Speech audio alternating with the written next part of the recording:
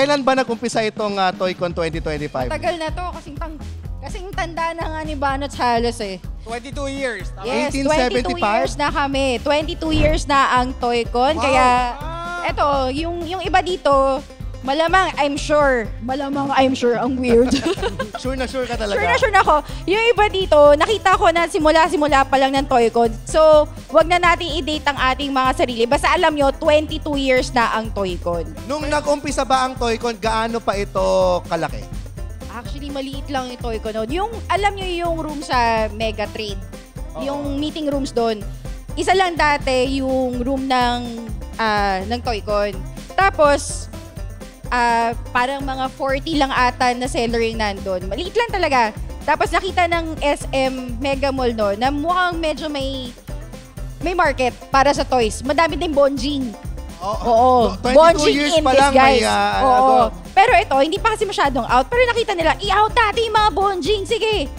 So, naging mas malaki. Nagkaroon ng 2 meeting room hanggang sa na-occupy na ang buong Mega Trade. Wow. At ngayon naman, nandito tayo na-occupy natin yung buong SMX. Yes. Convention SMX Center. Na. 4 na taon na kami sa SMX ngayon. Yan. Si Banots ba, simula din noon, 22 years ago, isa ka sa unang parokyano ng Toycon? Hindi. 2018 lang ako event. Doon ako naging active 2018. Paano pumutok ng ganito kalaki yung Toycon? Hindi ko rin alam eh. Bigla na lang kami lumaki.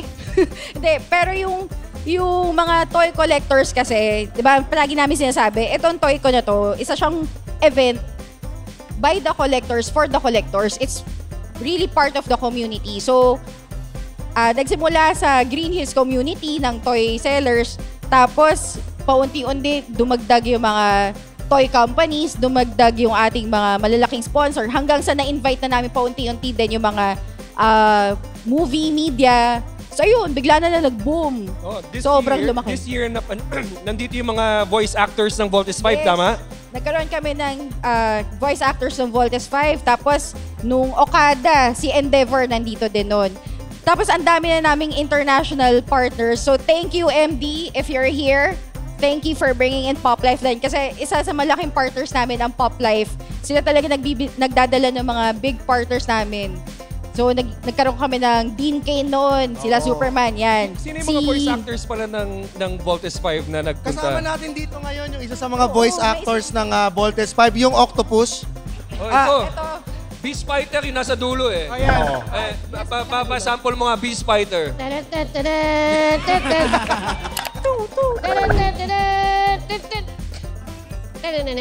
X-Men naman, X-Men.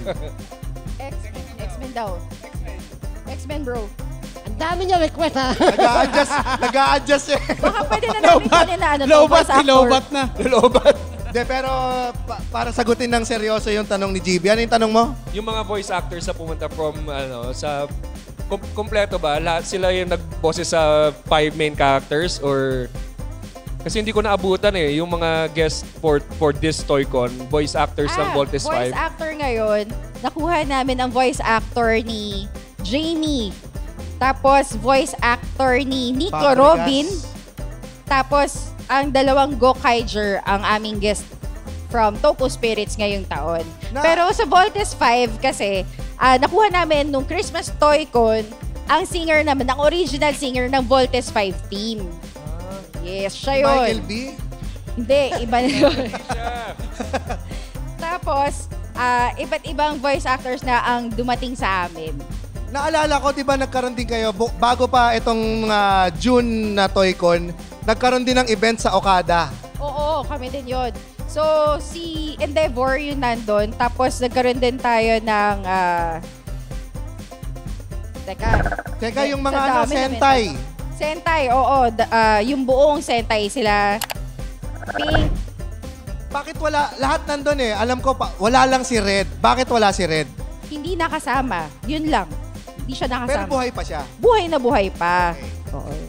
Tapos si ano? Hindi, kino-confirm lang. Oo, kino-confirm ko lang. Teka, text ko yung ano to. Kasi Pero buhay na buhay siya. Oo. Tsaka dito meron na gusto ko nga puntahan yung steak. Oo. Puntahan nyo, nasa kabilang mall siya. Oo, si Mask Rider Black. Ang owner ng restaurant na Na yun. dito na nakatira. Yes. Kapitbahay niya si David Pomeranz. Ay, talaga ba? Hindi ko alam yan. Seryoso to? Hindi ko alam. Pili ko isa community lang sila eh. Lahat ng mga lahat ng sikat sa isang community.